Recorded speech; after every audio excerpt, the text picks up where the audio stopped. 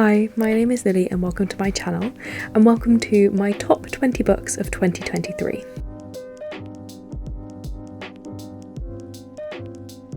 I read 101 books in 2023, so these are my top 20. I have ranked them from 1 to 20, but I'll be honest, anything outside the top 10 can kind of shift around, whether it is in the 20th position or the 15th position, and I would say the top 10 are pretty much set, but I would say positions 5 to 10 are a bit hazy. So it would change day to day where they would sit in the top 20 except for my top 5, and yeah, take it with a pinch of salt, these are my top 20 reads. Coming in at number 20, we have Freehand from the Iron and Works series by E.M. and Lindsey. This is an adult contemporary romance.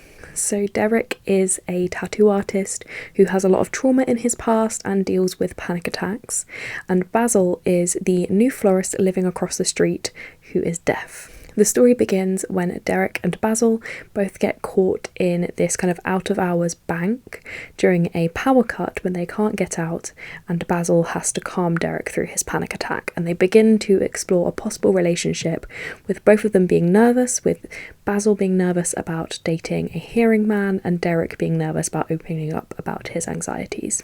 I really love this one because I thought that the exploration of dating between deaf and hearing communities was very well done. I am not deaf myself, but I have deaf family members, and I know they've often spoken about how dating within the deaf community is much easier for them because there is the common ground and community and culture. So I thought that was very well explored from a hearing perspective, and I also really enjoyed the anxiety and PTSD rep and talking about how that manifests and them working together, and the pairing itself was just really, really sweet. Number 19 is Wonderland by Juno Dawson, the third book in her London trilogy, which is a series of standalone contemporary novels that are interconnected. This is a young adult fiction with an element of fantasy and thriller to it. In this one, Alice is a wealthy private school student, and her troubled classmate Bunny disappears, and Bunny is kind of a friend of Alice's. No one seems to be concerned about Bunny's disappearance except Alice, so she decides to investigate, and when she does, she finds a mysterious invitation to Wonderland, a hedonistic party lasting 3 days. So she decides to take this invitation and go to Wonderland in search of Bunny, and when she gets there she realises that everyone there is not what they seem, and she needs to keep her secrets close to her chest if she is to uncover Bunny's secrets. I absolutely adore Juno Dawson's writing, at least her contemporaries. I've only read those so far, and this was a really, really well done book. I thought it kept me going, kept me gripped, and I didn't know what was coming next. It's a very short read and very well paced, and I thought it explored the ideas of wealth and immunity when you are wealthy. Overall, it was a book that I just couldn't stop reading. I listened to the audiobook, I think, when I was commuting into London, and I just couldn't stop listening to it. Number 18 is If Only You by Chloe Liese. This is the 6th book in the Bergman Brothers series and is an adult contemporary romance. It's also a sports romance. In this one we have the protagonists Ziggy and Seb. So Ziggy is the youngest of the Bergman siblings and was recently diagnosed as autistic. And by the time we get to her in this book, she is now the youngest player on the national team for football, I believe. She has this good girl, baby-like image both in the public eye and within her own family. Then we have Ziggy, who is a professional hockey player on the same team as one of Ziggy's siblings. He has the complete opposite bad boy reputation, and he is told by his management company that if he doesn't clean up his act, he may be cut from the team soon. So they decide to team up together to try and create a middle ground between their two reputations, to make Ziggy seem a little bit more daring and to make Seb seem a little bit more down to earth. But while they do so, and they have this fake friendship, not fake dating, they start to catch feelings for each other. I think what I loved the most about this one was the autism rep in Ziggy. I found her incredibly relatable, and I thought it was a really important book about the infantilization of autistic adults, and especially autistic women, and how people kind of forget that autistic people grow up and become independent adults, at least some of us do. So I really enjoyed that aspect of it. I thought the friends to lovers element was really good as well, because you can see how they are so committed to bringing each other up, and with with them helping each other, especially Ziggy trying to help Seb with his mental health, and it was just very sweet. I thought it was well balanced and well paced, and I just love a Chloe Liese book, and I think her autism rep is some of the best autism rep I have read. Number 17 is The Deal by Elle Kennedy, which is the first book in her off-campus series. This is an adult contemporary romance and another sports romance. So I think this might have been my first hockey romance and put me into my hockey romance era. This one has the protagonists Hannah and Garrett. Hannah has finally found someone that she has a crush on at college, but to get his attention, she needs to step out of her comfort zone. To do something that will catch his notice, she agrees to tutor Garrett in exchange for a fake date to try and make her crush jealous. Garrett is in the college hockey team and he wants nothing more than to go pro, but at the moment his grades are not doing so well. So he thinks it's a great idea to try and get tutoring from Hannah, who is one of the best students in the class, and it's nothing to pretend to go on a fake date with her. But when they decide to have a quick kiss, which leads to much more, he realises that he's starting to have feelings for Hannah and he needs to do whatever he can to convince her that he is the man that she wants. This one was so much fun. I loved being in the world of hockey. I loved the dynamics between the different players on the team. That made me laugh so much. It was a very good introduction for someone who doesn't understand hockey and has never watched hockey, because in the UK ice hockey is not a thing. When you say hockey to us, we're thinking of field hockey. I thought Hannah was a really interesting main character, and she had her own story besides just the romance, as did Garrett, and that's something that's a theme throughout the off-campus series that I really enjoyed. Number 16 is The Appeal by Janice Hallett. This is an adult thriller/mystery. This one begins with two law students being assigned a project by their professor to read through a bunch of evidence from a case where someone is murdered and someone has been convicted, but their professor believes that the wrong person went to prison. But at the beginning, they don't know who's been convicted and who has been murdered, and neither do you. The crime follows an amateur theatre group. They are preparing to put on their next play, but at the same time, the people running the group, their granddaughter is diagnosed with a brain tumour, and they decide to begin fundraising in order to pay for an incredibly expensive treatment that is the only thing that could save their granddaughter's life. And the theatre group becomes intrinsically involved in this campaign to raise money, and you are following them throughout the campaign and preparations for the theatre. And it's mostly told through text messages between the law students, which are few and far between, but mostly through emails between the different theatre members. This one was incredibly compelling and addictive. I couldn't stop reading it, and I actually stayed up quite late reading this one just to find out what happens in the end. I loved how each character was very distinct. There are a lot of characters, but for all the major players, I really knew who was emailing who at different times based on how they were speaking, and it was a really interesting look into how people are different to each other and how people bend the truth when they speak to different people. It was just fascinating to read, and I highly recommend it if you like a cozy mystery. Number 15 is Painted Devils by Margaret Owens, which is the second book in the Little Thieves series. This is a young adult fantasy. So I can't tell you much about this one without spoiling book one. So in book one, we are following Vanya. Vanya is the daughter of fate and death. She was abandoned by her mother and raised by the gods of fate and death, but now she is in the human world. And a few years ago, she was the servant to a princess, and this princess had a magical necklace that had changed her appearance. One day, Vanya stole the necklace and took the princess's place. She is now masquerading as the princess, and during the balls she attends, she's stealing jewellery and precious stones and anything valuable to try and get enough money to escape the continent, to escape her godmothers of fate and death, so that she never has to call upon them or make a choice about whether she joins them or not. These books sound a bit dark and a bit serious, but in reality they are incredibly fun and fast-paced. Vanya is really funny and it's very teenagery. I think a lot of the time you read young adult fantasy and these 17 and 18-year-olds feel more like they're 25. But in this one, Vanya really feels like a teenager, especially in book 2. In book 2, we get to see more of the romance that started in book 1 and seeing it develop, and the awkward teenage fumblings and wantings but not being sure, and how the adults around them deal with that issue. We also get to explore a bit more about Vanya's family, and that was a really rewarding storyline that I really enjoyed. I think it's a really richly developed world that is very believable and just draws you right in, and is such a fast-paced, fun read. Number 14 is Frostheart Escape from Aurora by Jamie Littler. This is the third book in the Frostheart trilogy and is a middle grade fantasy book.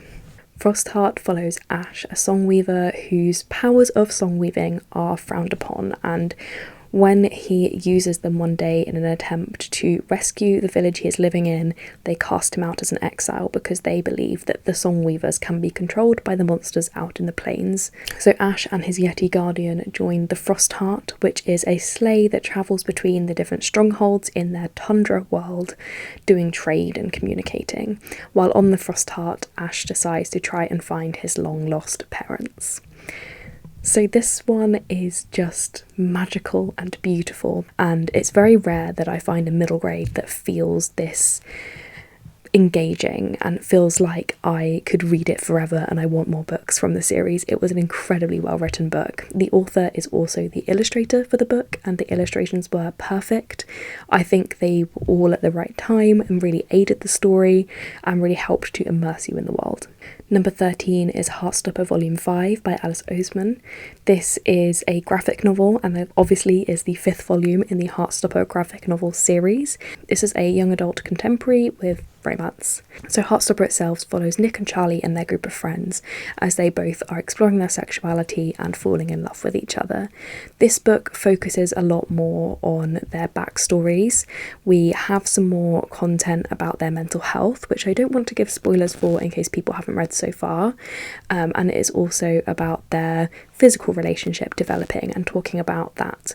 I thought that this was a book that I really needed as a teenager and I would have really liked, and that's why I've rated it so highly. I think it's a really important book in the series, and I thought the discussion around the mental health, which was something that I could relate to very much, was very important as well, and it was really good to see being handled so well in a young adult book.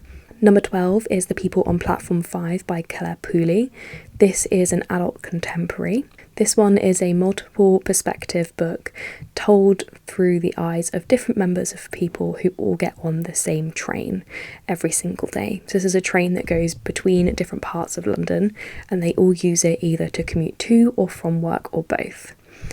So everybody on this train or on the platforms, they don't speak to each other because in the UK you just don't speak to strangers on the train. However, when one of them has a medical emergency one day, they are forced to speak to each other, and this kicks off a relationship between a few of them, and they suddenly become very intermingled in each other's lives.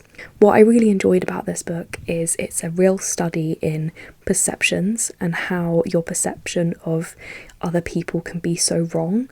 So we get to see some characters for the first time through the eyes of another, and they have these preconceived notions about each other. Then you flip to that character's POV and you get to see what they're really thinking, what their motivations really are, and how they really are. And you get to see how they change their perspectives on each other as they get to know each other more. And I just find it really interesting, and it was a really lovely read. It's very heartwarming, very easy to read, with a lovely message at the end. So I think if you're looking for something quick and cosy, this is a good one to go for. Number 11 is With Love from Cold World by Alicia Thompson, which is an adult contemporary romance. This one follows Lauren and Asa. They both work at Cold World, which is a tourist attraction in Florida, with the gimmick being you're in Florida, but you can go to this cold world with the fake snow. The business isn't doing very well, so the owner approaches Lauren, Asa and her son and asks them to come up with ideas that would revolutionise Cold World in order to save it, essentially. And Lauren has a huge crush on the owner's son, but Asa doesn't like him and wants to try and get her away from him, but Lauren and Asa very famously don't get on, and so it follows them as they try to develop their ideas and work together and against each other to do so. I loved this one. I think what really is the best part about this is the backstories of the different characters and the side plots that happen. So Lauren is an ex-foster care child, and something that she really struggles with is connecting with others and forming attachments with others because of her time in foster care, and that's very evident as she's very disconnected from everyone else at Cold World, who are all very close with each other. But throughout the book she learns to try and let people in, and she also is working with the foster care system as a volunteer as an adult, and that was very interesting. And then you have Asa, who is bisexual, and you hear more about his difficult relationship with his family and how he was kicked out as a teenager for coming out. And it's very emotional, and seeing them kind of get to know each other and learn from each other and call each other out is really, really lovely. And I thought it's just a really great book in that sense. And I also fully headcanon Lauren as autistic. She felt very autistic to me. Number 10 is Lost in the Moment and Found by Seanan McGuire, the 8th book in the Wayward Children's series. This is a fantasy series that is probably more adult leaning, but older YA in some senses too. So the premise of the Wayward Children's series is that some children find these doors to other universes, and these other universes are supposed to kind of be their perfect worlds. But some of these children come back through the doors and want to go back to the doors again, but are unable to. This book is about Antoinette, who has recently lost her father, and facing a difficult home life, she kind of runs away and she ends up in this shop of lost things. But once she has entered the shop and become a lost thing herself, she cannot return to her own life. And so Antoinette spends time in the shop of the lost things, trying to help it run and help people who come into the shop looking for lost things find their lost things. This was just beautiful, and I love the Wayward Children series. I think every year one of the books ends up in my top 20, if not top 10, and that is just because they are fantastic. I thought the ending was beautiful and the twist was incredible, and I just can't wait to see more. I can't remember if Antoinette is in earlier books. I believe she is, because the books aren't necessarily told in chronological order. So sometimes we will see the backstory of someone going through their door, and you will remember that they were in a previous book, which is actually further ahead in the timeline of them having come back through their door and now attending the school where the children who've come through the doors go to live, basically. So yes, if you love a whimsical fantasy that is just strange and absurd but very diverse and makes you think, I highly recommend the Wayward Children's series. Number 9 is Love and Gelato by Jenna Welch. This is the first book in the Love and Gelato trilogy, and it's a young adult contemporary with a bit of romance mixed in. Lena is 16 years old and her mother has just passed away. Her mother's dying wish was for Lena to go to Italy to go and live with her father, who she has never met. With very few other options, Lena follows her mother's wish and goes to Italy to stay with her father. He is living on a graveyard, essentially, for American soldiers. While she's at his house, she discovers her mother's old diary about her times living in Tuscany, where her father is, and she decides to try and follow in her mother's footsteps and explore some more of Tuscany.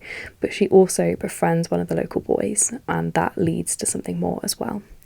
This was a really interesting look at grief in teenagers, about family and what family means, and about how friendships can form quickly, and just about secrets. It was just an incredibly compelling read. I wasn't expecting to like it as much as I did. I think I picked it up pretty randomly, but I was really surprised by how much I enjoyed this and how compelling it was.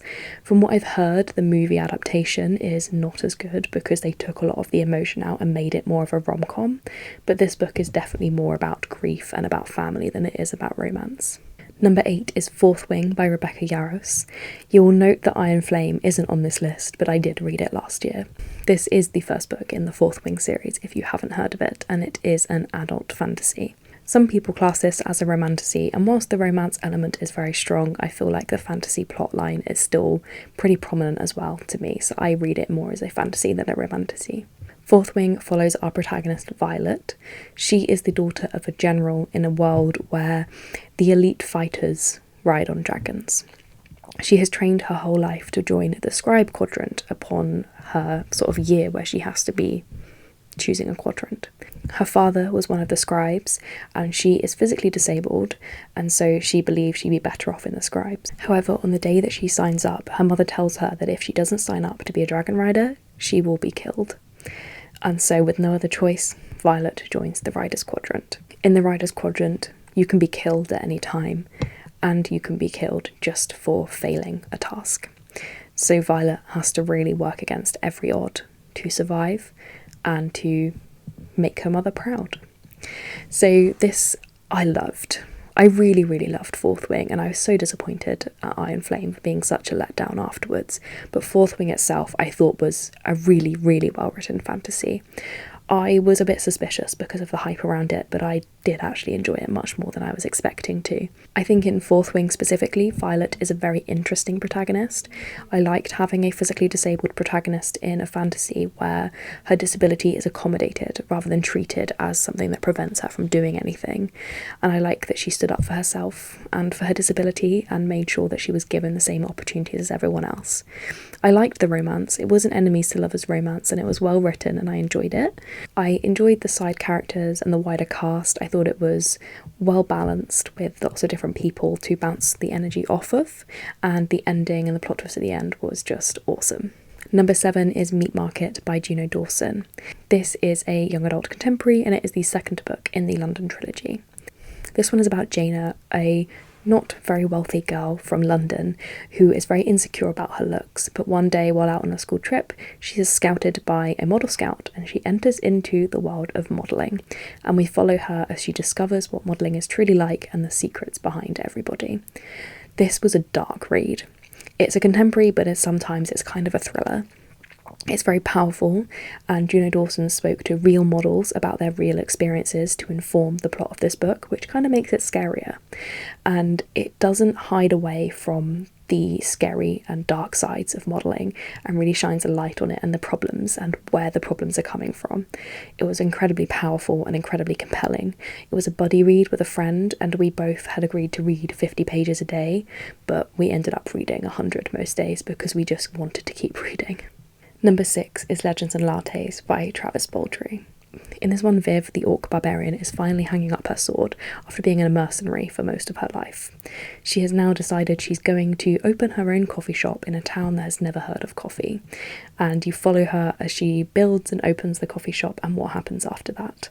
This is a cozy fantasy and it is just so lovely.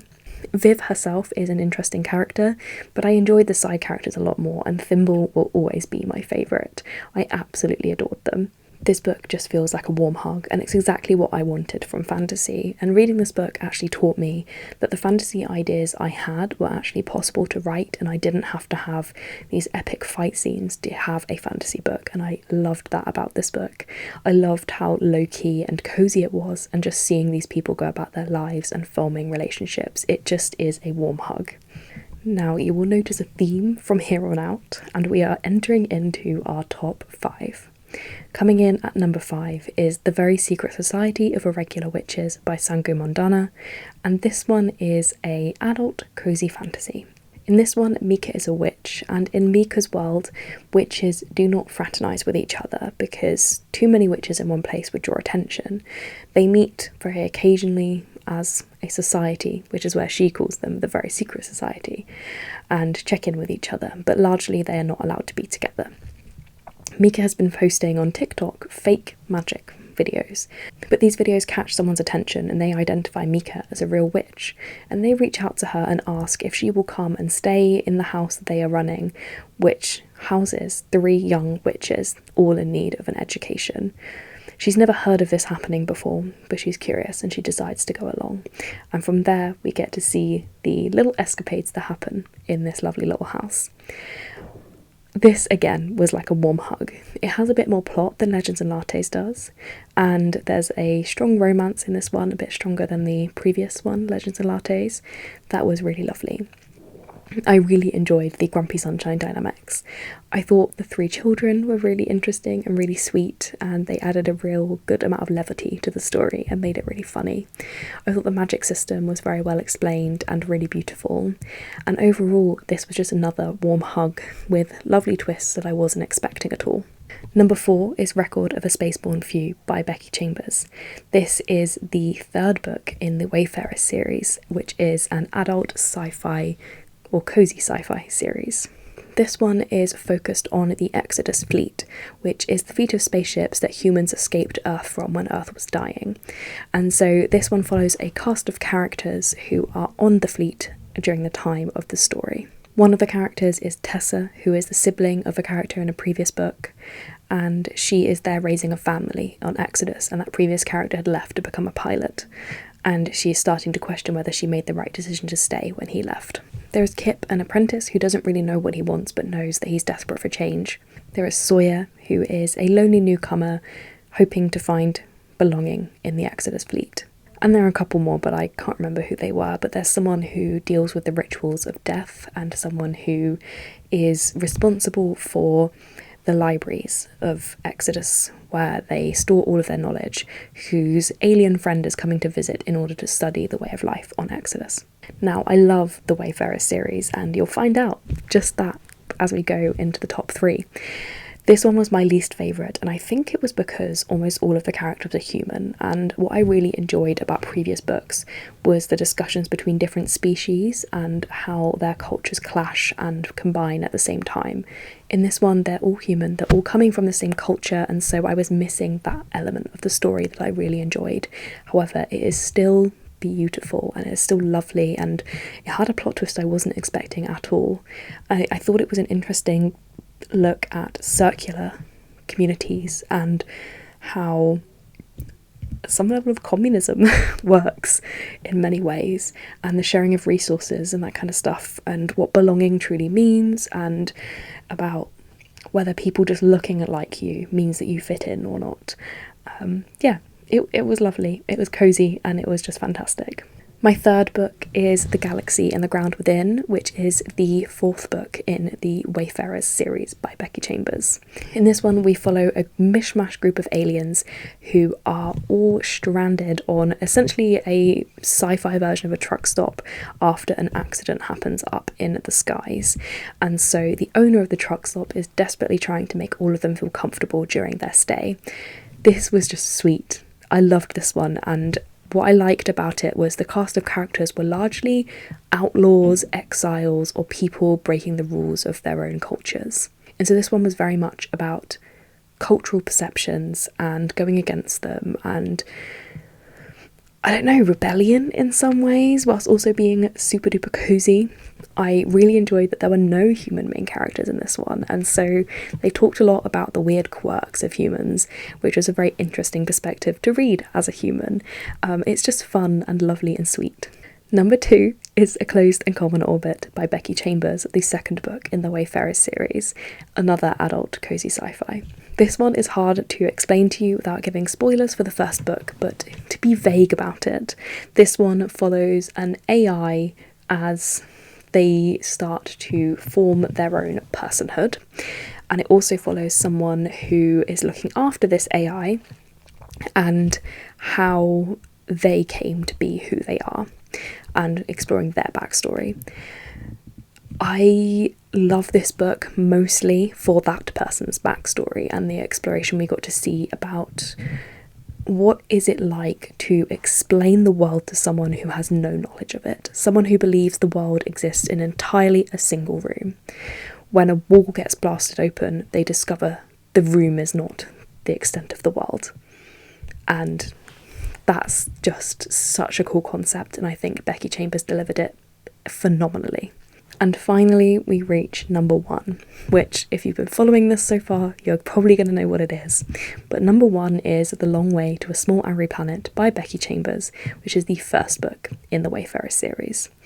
I will admit, the Wayfarers series, they all kind of are close to each other in ranking, but this one really is the one that took my heart. This one begins when Rosemary Harper, a human, is running away from her home on Mars, and she gets a job on the Wayfarer. This is a long-haul ship which its job is to create the gateways that are used to hop between different parts of the universe. She hasn't done this before, she's very new to the job and very new to this kind of work.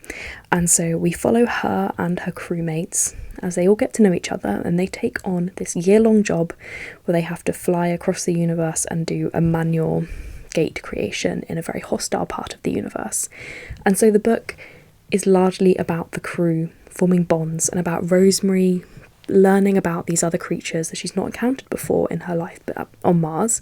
It's an exploration of culture and different ways that cultures are set up and the pros and cons of different things, and war, genocide, love, gender. It's just the most beautiful book I've ever read, and I wish that universe went on forever. I read some of Becky Chambers' old posts when the final book in the series came out and saying that it was time to close the door on the Wayfarer's universe, and I can't imagine how upset I would have been had I read that last book when it came out and known that I'd been looking forward to more and that was it. So yeah, this universe is beautiful and I could have spent forever in it. So those were my top 20 books from 2023.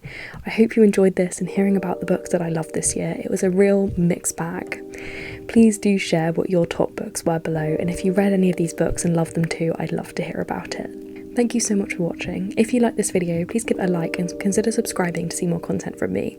If you'd like to leave me a comment to let me know you were here, leave me a rocket ship emoji in the comments below. Thank you again. Bye.